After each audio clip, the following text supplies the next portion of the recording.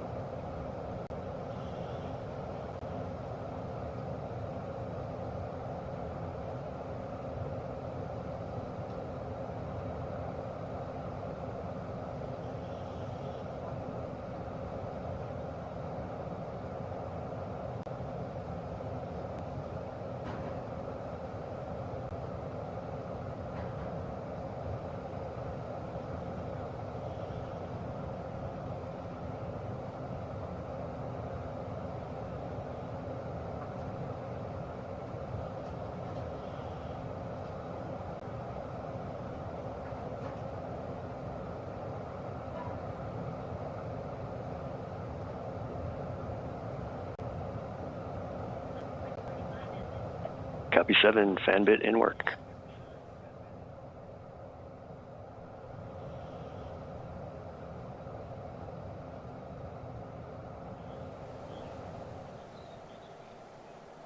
Well, while we're waiting on that comms check, Alice, tell us a little bit about your experience having worked on this program for so long.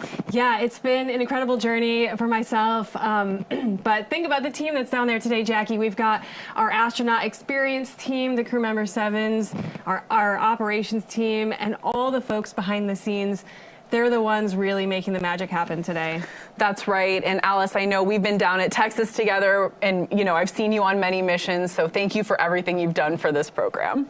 Yeah, it's been quite a wild ride, and I was lucky enough to be part of some of the first human flights down there, and quite the highlight of my career.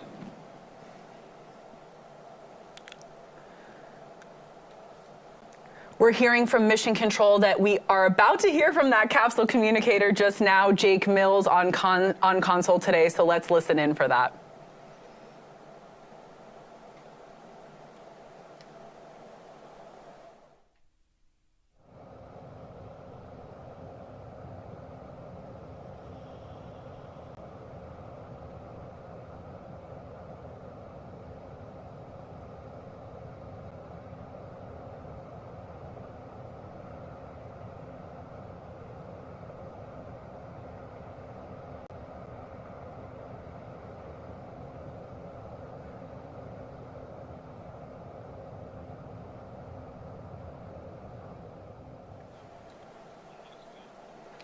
Right now on that left side of your screen, what you're seeing is our crew member 7 getting our astronauts all ready to close the hatch. Our 6 astronauts today are seated on board the New Shepard capsule. You see the RSS first step over the door, and we're just doing the final touches with our operations team on site prior to closing the hatch and essentially taking the next step in this journey to space today. There she is, Sarah Knights, headset on, stepping out of the capsule.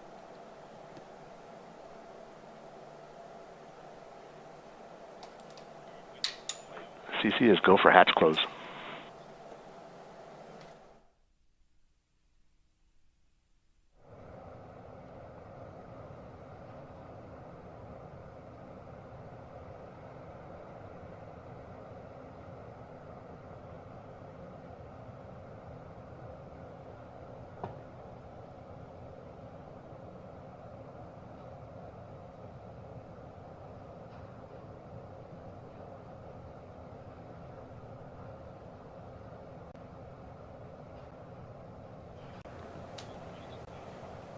So just there on the bottom right of your screen, you saw our Capcom Jake Mills communicating and verifying that all comms are set and ready to go with our 6 astronauts inside the RSS First Step.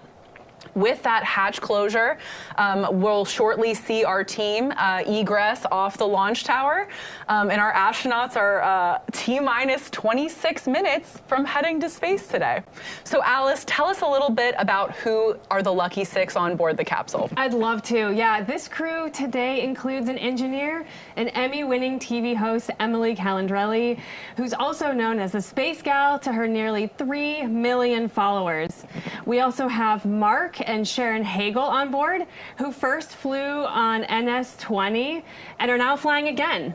Sharon is the founder of Space Kids Global, a STEAM-focused nonprofit, and her husband, Marc, is a commercial property developer. Welcome back, Marc and Sharon. We're thrilled to have you.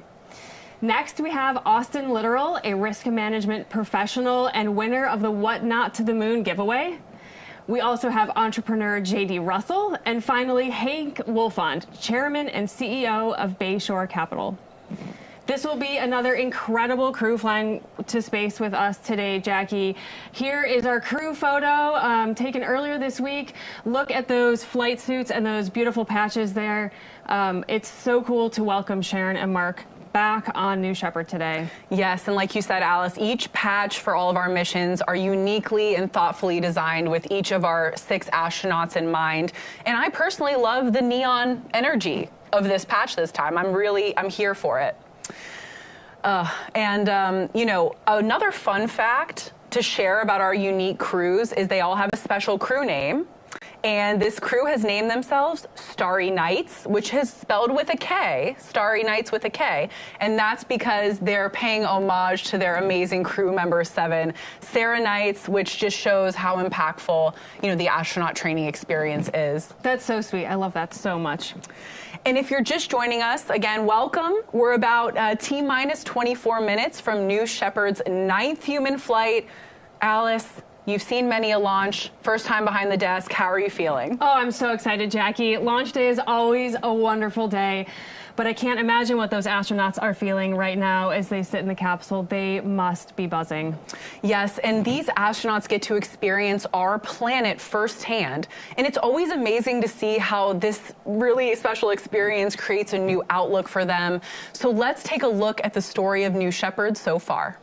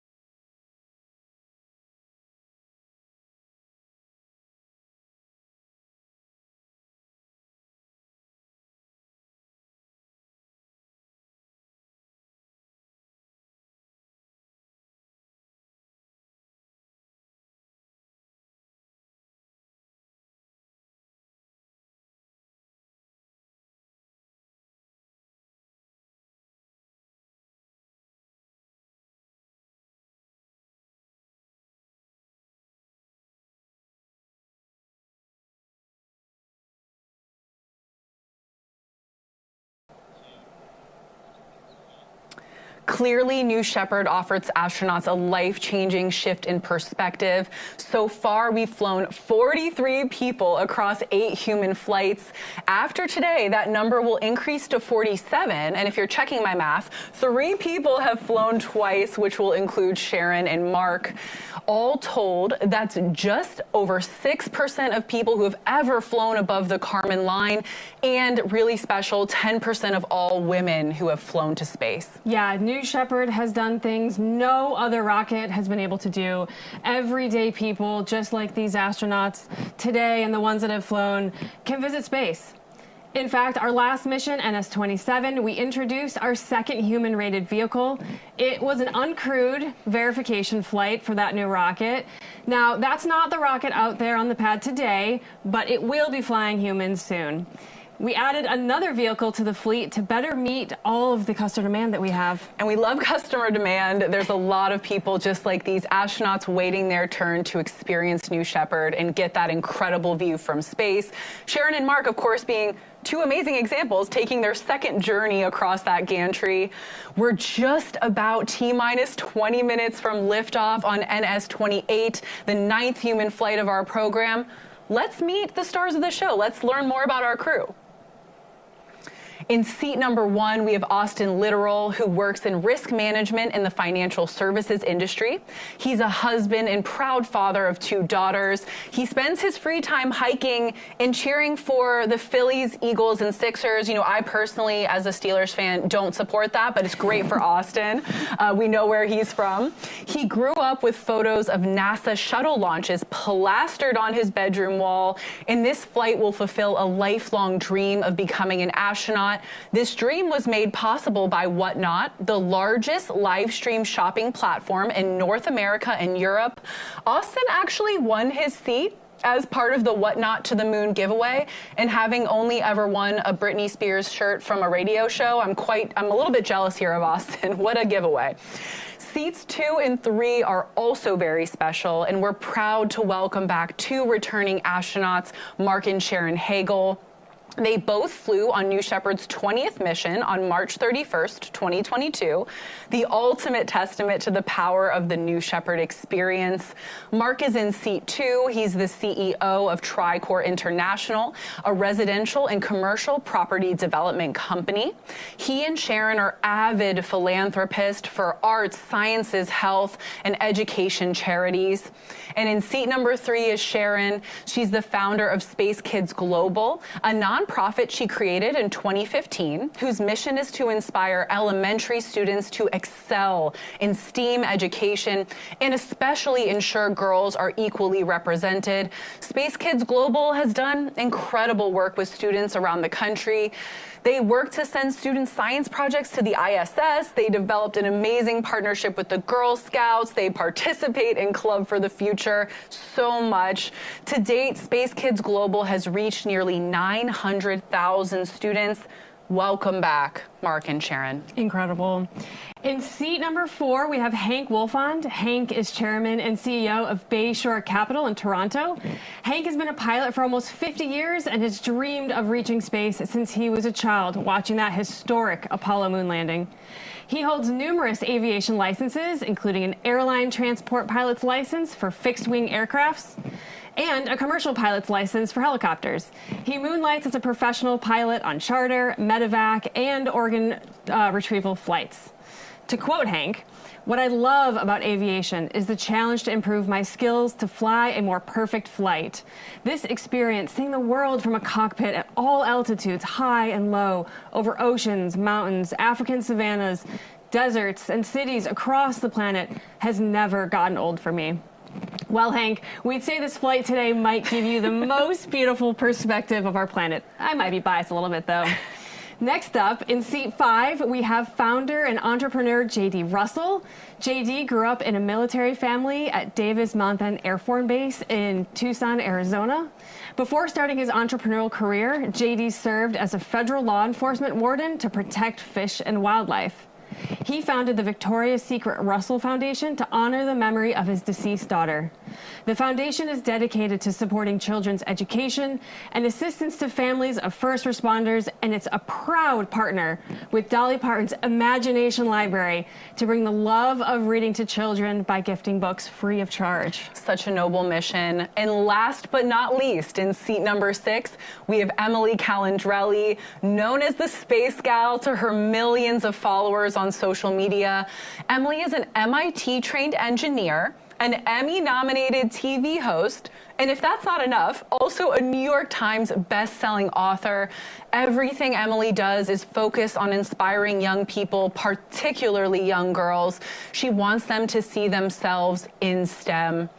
In addition to authoring children's books, she's also the host of 3 educational TV shows: Exploration Outer Space on Fox stations, Emily's Wonder Lab on Netflix, and Emily's Science Lab, which airs on YouTube. We'll share more of Emily's incredible story a little later in the show. For now, Emily, the Space Gal, what an honor to welcome you on board today. Another incredible crew. These folks have dreamed of going to space for a long, long time, and now they're about to realize that dream. Wow. And the Hagles, welcome back. Welcome back. Another chance to go to space. With that, let's check out New Shepard on the pad. We're about T-minus 15 minutes.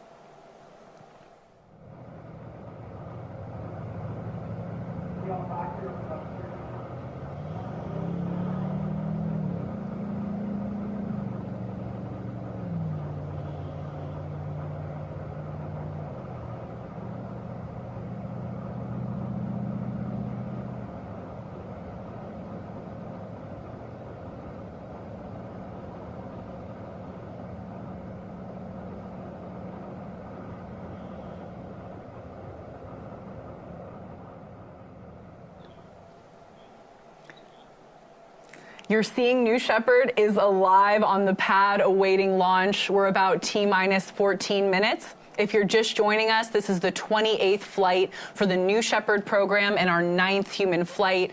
Now, just like we've done on past missions, today's crew made their own postcards to fly to space on behalf of Club for the Future, Blue Origin's nonprofit. Every time we fly astronauts, each one creates a postcard to take with them to space.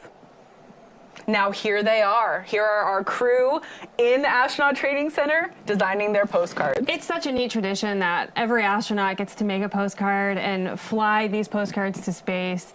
You know, the reason we fly postcards is because we want to make space more accessible to students. We want to see kids around the world reach for careers in STEAM.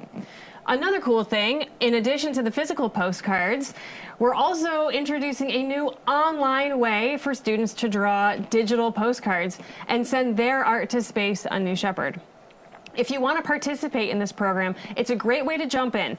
Anyone can do it. It's free. It's easy. It's super fun for the whole family. I mean, I've done it a few times. I know you have too. To send your digital art to space, just simply go to draw.clubforfuture.org. And something else that's really unique, Crayola, Space for All, Club for the Future, and Kennedy Space Center Visitor Complex recently announced a national initiative called Creativity Launches the Future. It's a program for students, parents, and the community to nominate exceptional educators. We all know them, we all love them, for a chance to win a VIP trip to the KSC Visitors Complex. You can nominate that outstanding educator in your life by following the club on its social handle at Club for Future. Applications close on January 20th. Yeah, get those nominations in. You all know rock star educators. So, you know, this is something that Club just loves to do. We find these great organizations doing fantastic work. We join forces for good. So yeah, let's, it's great to see that we're linking arms with Club for the Future and recognizing all these outstanding educators. That's why we do this. Absolutely, Allison. Our future is bright, absolutely, seeing all these inspired students. We're at T-minus, just under 12 minutes to take off. Let's check out New Shepard on the pad. We'll be right back.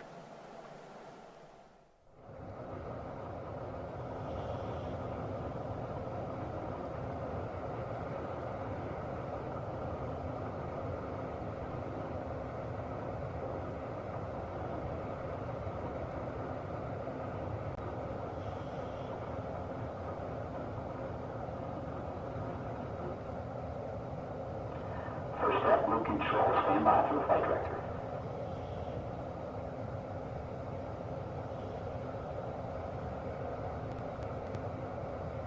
All stations, this is the flight director. I'm Sharon Hagle. Shepard to go over terminal count at launch. Capsule, go. Booster, go. Ground.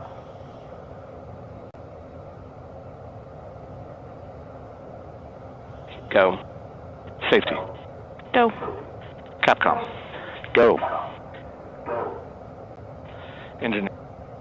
Engineer, Go. go. I have all goes. The flight director is go. The flight director is New Shepard is go for launch. Booster, commence the terminal count. Booster, commence the terminal count. Wilco.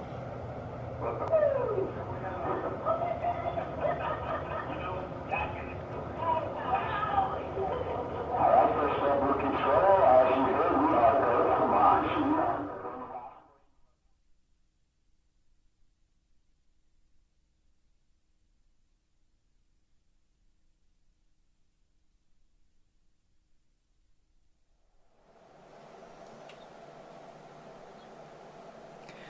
What we all just heard was an amazing go, no go poll to confirm that the NS-28 mission is a go for launch today. We're just under 10 minutes until takeoff. It's getting exciting here. Let's take a moment and talk about the flight and the flight profile of New Shepard. It's what we call a suborbital flight program, and it's a very unique and special flight profile. And Alice, you know a lot about this. Tell us about it. Yeah, the suborbital flight is a fantastic way to experience space since it's so accessible. No longer do you need to spend years training to be a professional astronaut to go to space. Suborbital flight really opens up to everyone. It's a simple parabolic flight, straight up and straight back down flight path that spans about 15 minutes total. So it's very accessible for everyday people and to smaller organizations that want to send experiments with technology at a smaller scale than, let's say, sending things to the International Space Station. You know, those researchers can get their results back that same day they launch them to space. It's so cool to be able to hand those payloads back hours after they went to space. It is, and one of the missions that Alice and I got to be together in West Texas was a research flight, and just the joy of those researchers getting their experiments back minutes later was, I'll remember that forever. The New Shepard rocket has a vertical takeoff, vertical landing architecture. It contrasts with New Glenn, which will launch very soon from our Cape Canaveral site. New Glenn is our orbital rocket that will deliver just about anything to low Earth orbit, to lunar orbit, and even deeper into the solar system. Together, these launch systems, New Shepard and New Glenn, cover the gamut of needs for all kinds of space customers. So let's dive in a little deeper on that New Shepard suborbital flight profile. 7.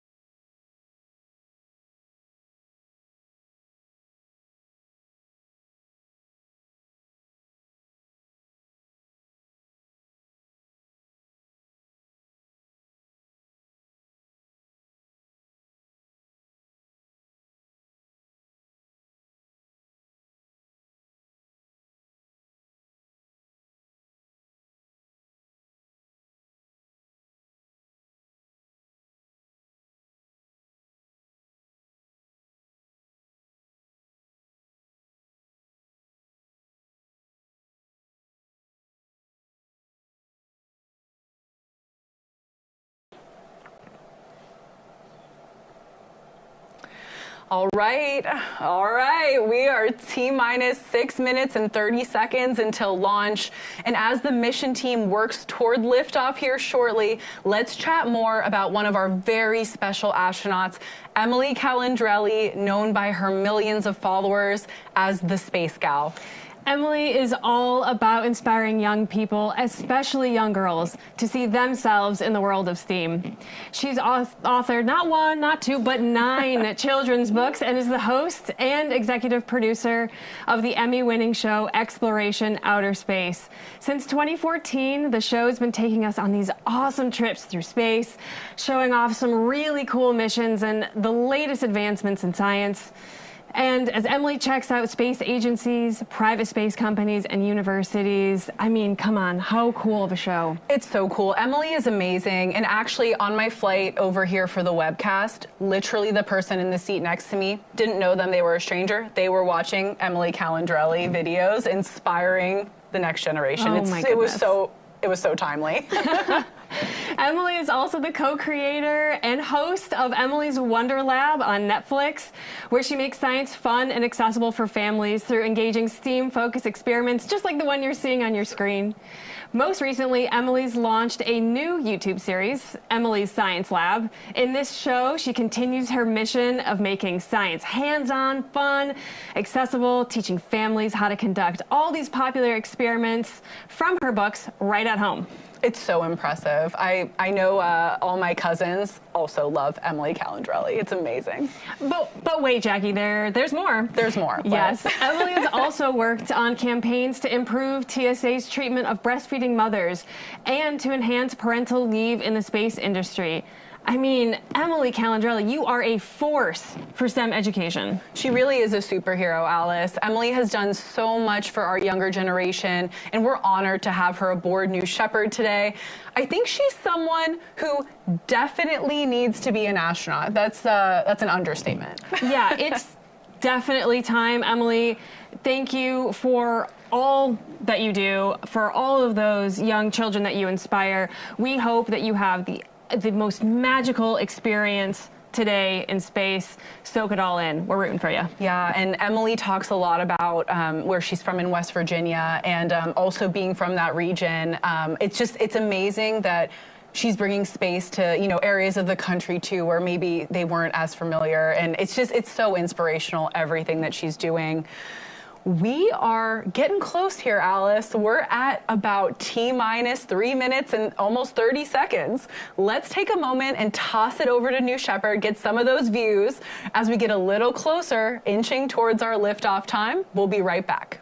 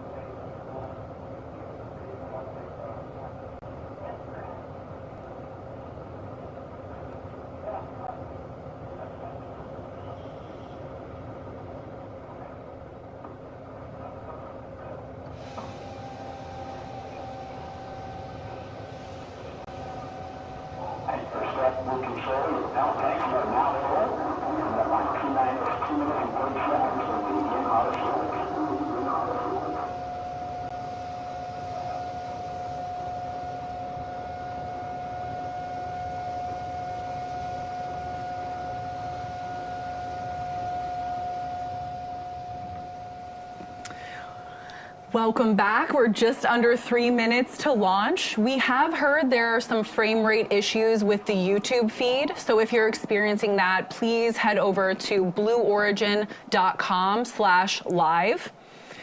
As New Shepard awaits liftoff here, just T-minus 2 minutes, we'll go through a series of final vehicle checks. Let's await those checks and listen in. These are some of the really, unique design elements of the New Shepard vehicle. Yeah, you'll see there on your screen that gantry way is retracting from the crew capsule. That is what the astronauts walk across to get into the crew capsule this morning, and it retracting is a great sign. This is all nominal. Soon we will see some additional checks. Let's stand by and take a look.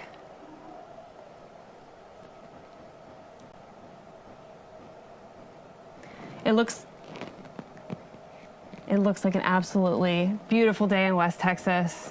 Here we go with the aft fin checks. Those fins are at the base of the rocket. They help to steer the vehicle upon ascent and descent. Them wiggling here is totally normal. We do this final check just a minute before launch.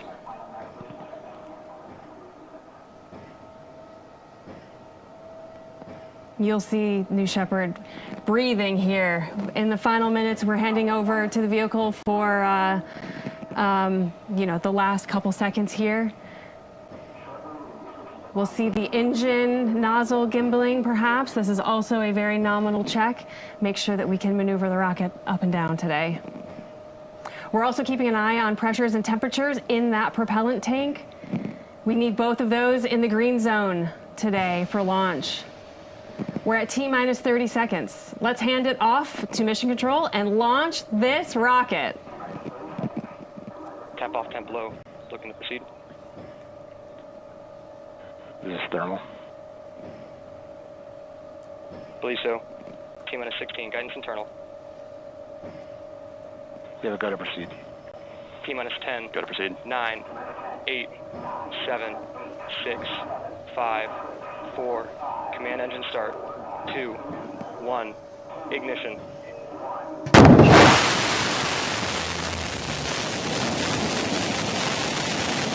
Liftoff.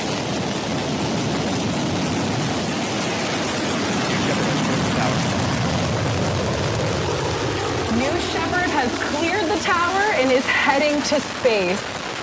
Follow along with us on your screen. We have velocity picking up. We're gaining altitude as New Shepard pierces through the atmosphere. You see that BE-3 engine at 100% power level.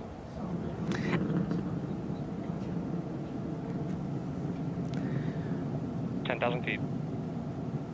New Shepard is approaching max Q here soon, where the aerodynamic stress on that vehicle is at its max.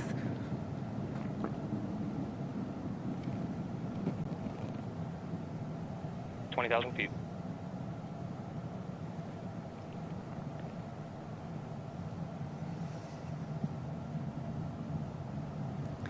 New Shepard has passed max Q. BE-3 is pushing back up to 100% as the atmosphere gets thinner and higher. 40,000 feet. Yeah, right now the astronauts are experiencing increasing Gs. This is going to increase from 1 to 3 Gs here. That's 3 times your weight pushing you down into that seat as you launch to space. Quite a ride.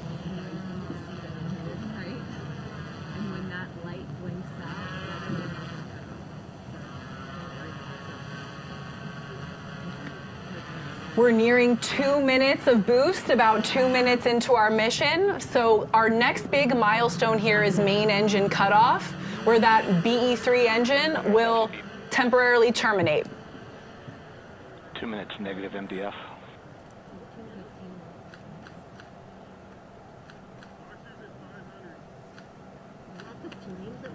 Yeah. 10 seconds to MECO. 150,000 feet.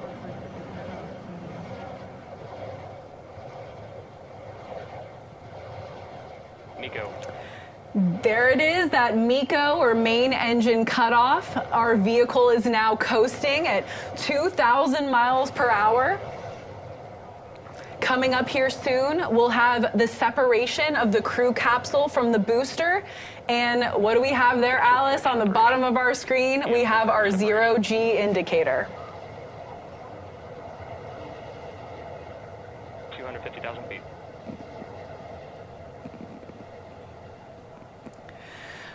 You can see it in the center of your screen. Separation is confirmed. The crew capsule is floating in 0G as the New Shepard booster starts its descent back to the landing pad. An absolutely huge congratulations to all 6 of our crew. They are officially astronauts.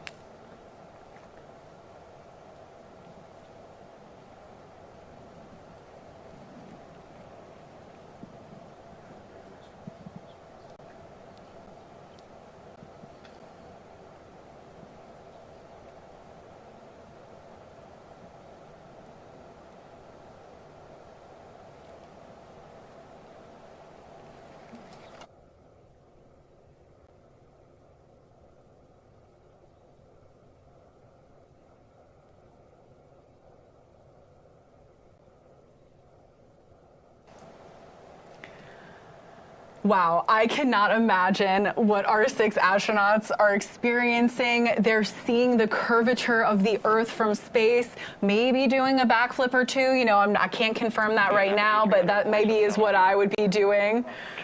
And as we mentioned, you can see the separation between the crew capsule and the booster very clearly here in the center of your screen. So you can see this booster altitude is dropping rapidly, right? And the velocity is picking up as that new Shepard booster heads back to the West Texas desert. Yeah, I can imagine the astronauts are unbuckled from their seats right now, looking out those huge windows, enjoying a moment, taking some pictures together. The crew usually has something choreographed before the flight, so they know what they're doing up there. And I'm sure it's just a phenomenal moment they're all having together. I feel like Marc and Sharon on board are, you know, the astronaut experts, right? They're professionals here now on their second flight. They're the tour guides. Yes, yes.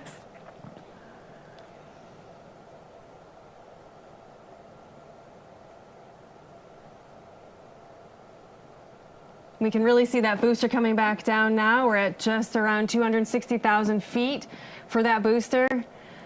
Yeah, and Alice, that booster lands about 2 miles north of where it took off from on our landing pad. At about 5.5 minutes here into the mission, the booster screaming back down to Earth and our astronauts enjoying 0G. So far today, we're seeing a perfectly nominal flight.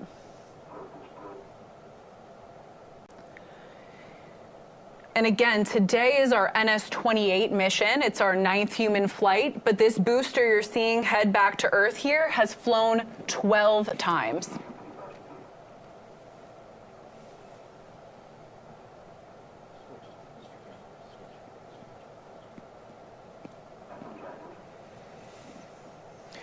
You see that booster altitude is at about 80,000 feet. Those wedge fins, the steering fins, the ring fin, those unique design elements that we discussed earlier in the show are working together to guide the booster down to the landing pad.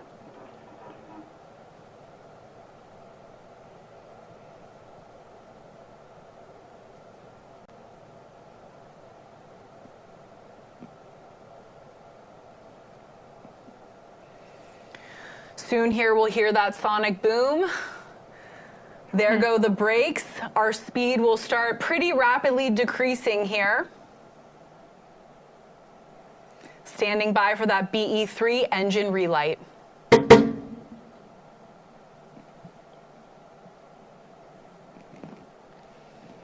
Just a gorgeous view. There's the BE-3 engine relight. The landing legs deployed, the West Texas dust in the air.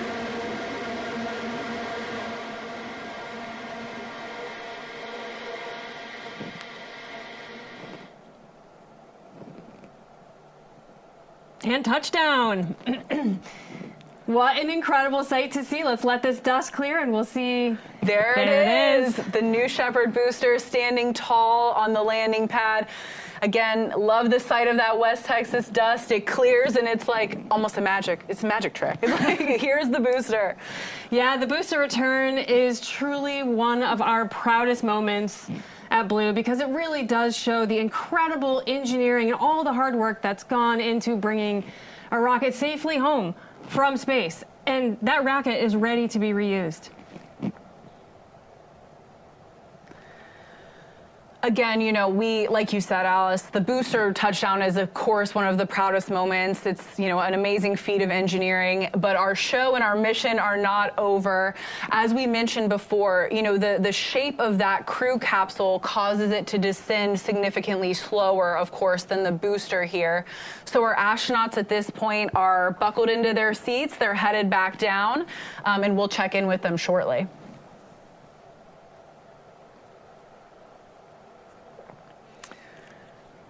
And there is our capsule under 3 main parachutes. Now, what a beautiful sight to see. Oh my gosh, I love this.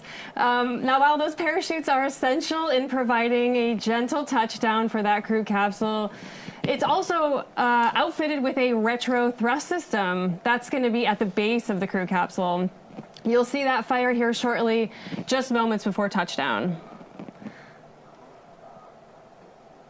Yeah, and Alice, when that capsule is just about to land, it's only like 1 or 2 miles per hour. So, you know, the combination of the 3 main parachutes with that retro thrust system you just explained really bring it down for this nice, soft touchdown. And at this point, right, our astronauts, they had, you know, time and space.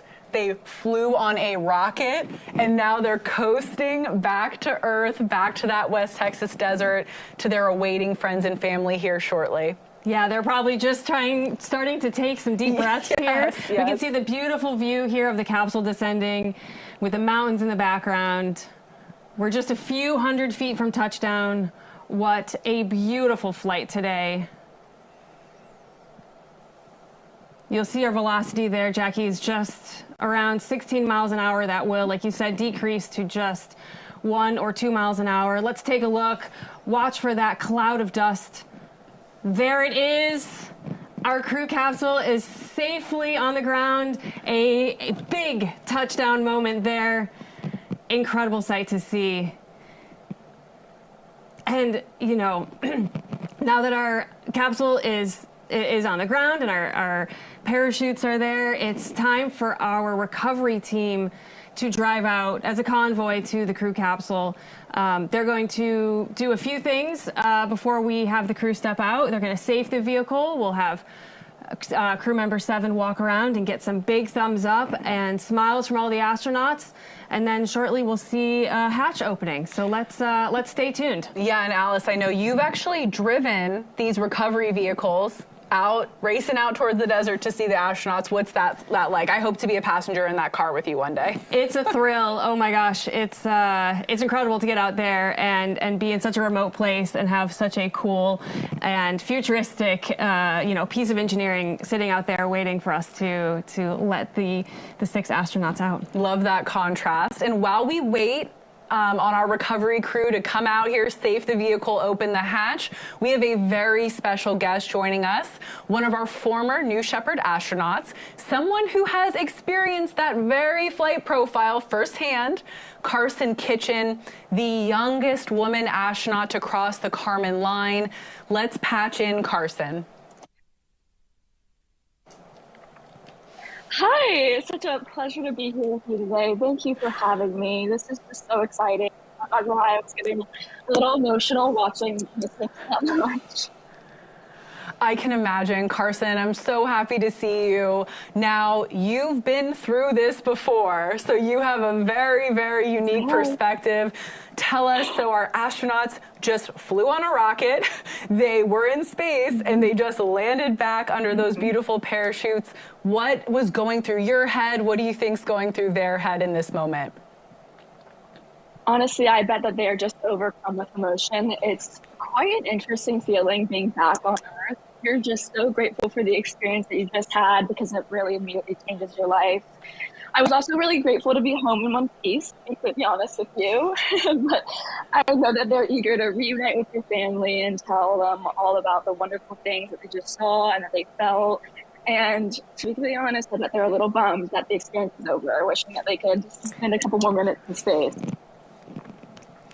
Wow, and I mean, I can't even imagine that feeling. What an incredible experience. And I know it's probably hard to say, so I might let you say more than one, but if you had to pick a top highlight from your flight, what would you say was your favorite moment? I know this is a tough one. You are right, it's definitely tough to pinpoint. I would say a moment I remember quite vividly is right before making the separation, when the sky starts to darken and time seems to start slowing down and everything gets a little quieter. That's when the whole experience became very real and very visceral for me, realizing that, okay, I'm actually going to space right now, that this is the process of happening and that this incredible dream of mine was coming true. It's truly unforgettable. Obviously, looking back at our bright, fluorescent, beating heart of Earth is surreal as well. Carson, your words are poetry. That's absolutely beautiful. Thank you for that description. Seriously. Now, tell us a little bit about the training experience, right? So how long are you in West Texas? How ready did you feel for your flight? Tell us a little bit about that. So you spend about 5 days in the astronaut village, but you spend about 2 of those days training with the crew member 7 and the rest of the astronauts. The training, they're very long days, but they're incredibly rewarding. The biggest takeaway I got from training is that you succeed and that you fail as a team. Obviously, each person is responsible for playing their part, but we're also responsible for looking out with one another. And training is about preparing for mission success, but at the core, it's about working as a team. Well, I hope to someday go through that astronaut training experience. Now, we often hear that crews on New Shepard become very tight-knit. Can you tell us I'm so sorry, coughing. Can you tell us a little bit about that? Yeah, so since we do work on during training, we become very close, very closely. We all have this shared bond of wanting to go to space, so we can kind of skip past the small talk and dive deep into our own personal lives kind of quickly. And going to space is such a deeply personal and unique experience, but sharing it with your crew creates this almost indescribable bond. The rarity of such a journey, and witnessing firsthand how vulnerable it is for each of us, transforms each of us, kind of forges this unbreakable connection, almost like family. So my crew and I, we still stay in touch. We share updates on all the exciting things that happen in our lives, and I'm sure that we'll play an important role in each other's lives for quite a long time. Well, Carson, I have a very important question for you because I can't imagine what it's like. What was it like going to space, being the youngest woman ever to cross the Kármán line, and then you had to go back to school? Can you tell us what that was like? Okay, so going back to school was definitely a transition. I remember taking a test after going to space and being like, this is so stupid. I cannot believe I'm not taking a test. But it's been really exciting, actually, to be able to share this experience with members of my community. You know, going to space really changes your perspective on life and how lucky you are to be alive. And so while I do get, sometimes I'm annoyed or bored with the mundane school life, I'm still very grateful to be able to educate myself and to surround myself with an incredible community and to represent not only the greatest public school in the nation, UNC, but also the future of space explorers.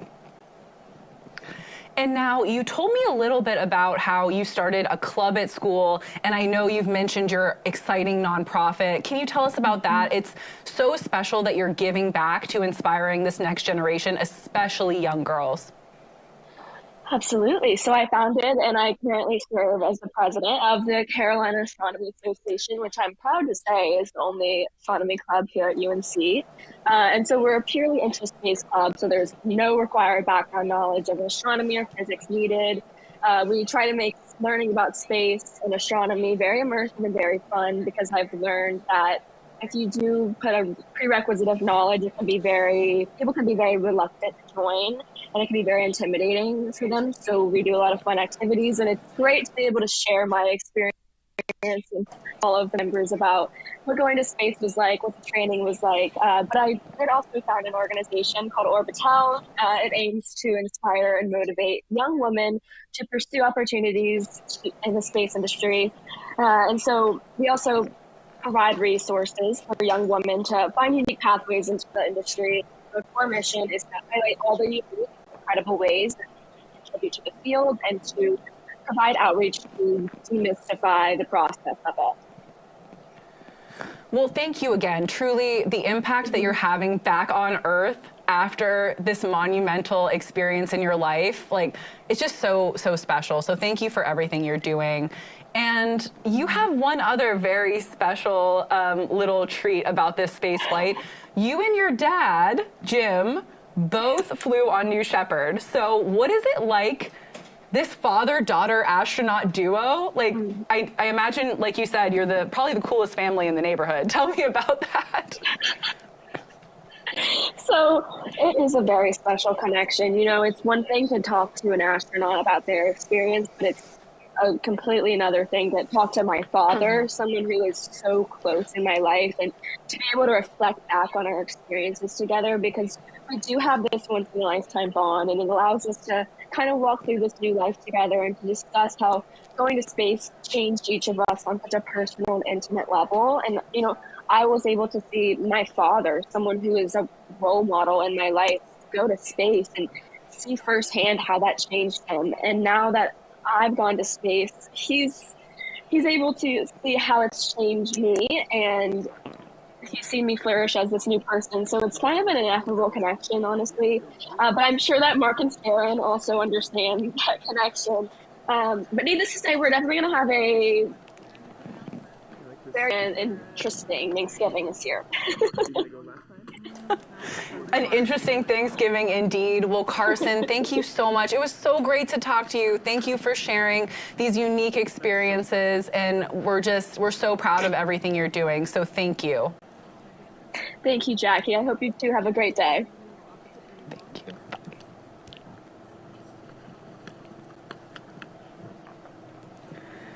So Alice, the stairs are out. Our crew will be stepping out here shortly. What are these final touches going on here? Yeah, you'll notice that the astronauts are out of their seat. They're standing in the capsule, having their last final moments together before we crack that hatch open and let them reunite with all of their friends and family. What you're not seeing behind the camera are all of those friends and families lined up, waiting to give hugs and kisses and maybe a few tears to their loved ones. Right there, you'll see CM7, crew member 7, Sarah Knight, making sure the stairs don't wiggle too much. We wouldn't want that. That's a good test there, Sarah. That was a great test. Looks pretty stable. You'll notice workings in the background. We work to safe our parachutes. Those parachutes are reused after each flight. And we make sure that those are all clear so there's no tripping. And it looks like we're about to open the hatch. Let's stay tuned. Welcome back to Earth. All right, come on out. Some thunderous applause is always a good sign.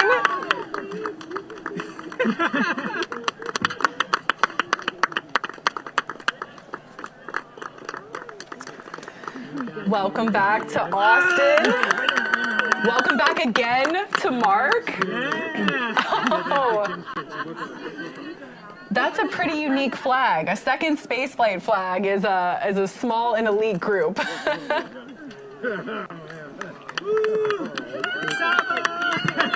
Oh, and welcome back again to Sharon, carrying a stuffed dog after her dog Saba. Welcome back to Hank. You're an astronaut, Hank. Congratulations.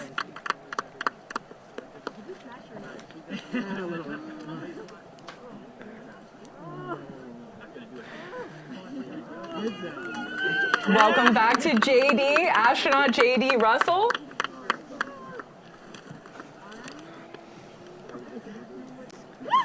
And last but certainly not least, the space gal herself, Emily Calandrelli, finally an astronaut.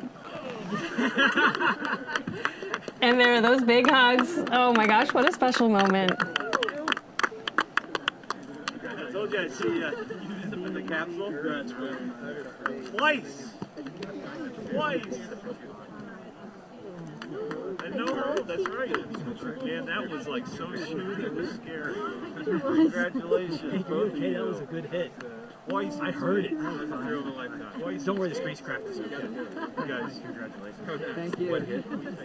I did it. What a moment for everyone there. Way to go, brother. Celebrating. They just got back from space, and quite frankly, they probably don't have much to say.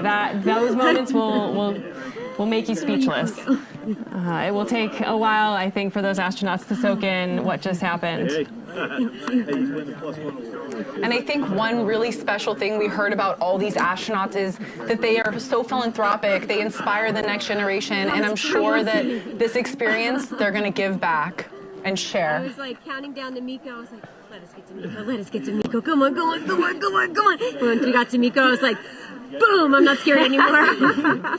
That kick in your pants from separation is wild. It is wild. I had to tell my brain, like, this is normal, this is expected, it's supposed to be a kick in the pants.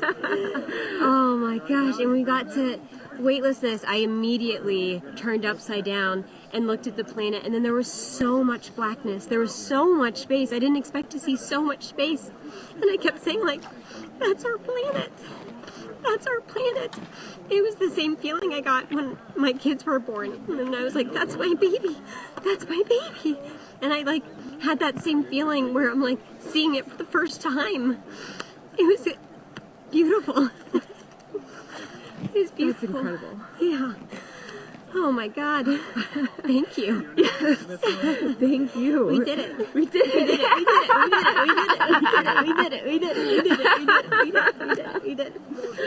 Oh, man. I'm the 100th woman in space. You're the 100th woman in space. Oh, what a ride. What a ride. Amazing. Whew. So when do you come down from this? Like months later, years later? I don't know. You'll have to tell me. Yeah. Oh, wow. That was crazy. Thanks, Emily. I love you. Thanks for sharing it with us. Thank you. Oh.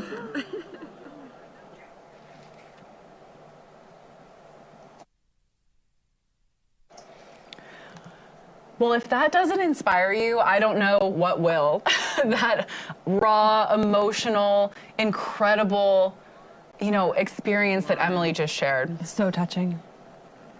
Beyond Let's tune in. anything I expected before, and it's perspective that adds to the mission that I'm on to combat hate and anti-Semitism, and seeing the world from up that high where you don't see the borders, you don't see the divisions, you don't see all of the lines that divide us, where we hate each other. We're all one people. We're on this very fragile, small planet. It's amazing. You can see the Pacific. You can see the Gulf of Mexico. It's like just incredible. Happy for you. I'm so grateful to you, Sarah, for all of the training that you provided, and it almost worked perfectly. I didn't quite get my crotch belt enough on the way down, but Phil, thank you. Honored to have I don't know. you. It'll take me a while to process this. I thought about my kids and my whole family. I was trying to deliver a message in the middle of space, and there's just so much going on in my head. But We're so proud. I can't wait to go again. Yeah, there you go. There you go. Follow the Hagles. Yeah. She's coming with me next time. We're gonna do the Hagle thing. There we go. You gotta take. Somebody's gotta take it up with the Hagles. They may want to go a third Carry time. on the tradition. Hank's words about, seeing that we're all in this together. It's one Earth, we're all on together. That view from space, that overview effect, hearing Hank's, again, these emotional, these raw reactions is so special. Yeah, it's getting me emotional, quite frankly.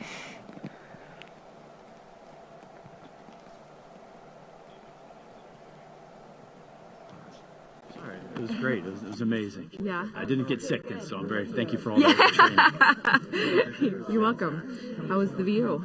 The view is amazing, and I can tell you there's really nothing ever in the world like going into space. When you cross that Kármán line, as you come up to it, you really see nothing, and then you're into nothing, and the stars are going, and it's beautiful. Yeah.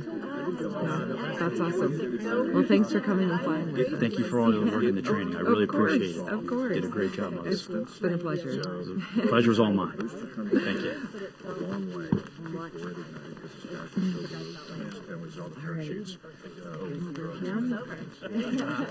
Hi. Hi, friends.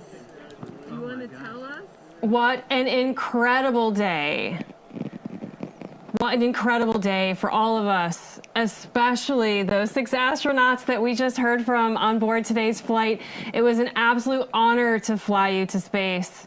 If you would like to follow in the pioneering footsteps of these astronauts and purchase a seat on a future ride to space, visit blueorigin.com and click on that big Fly to Space button.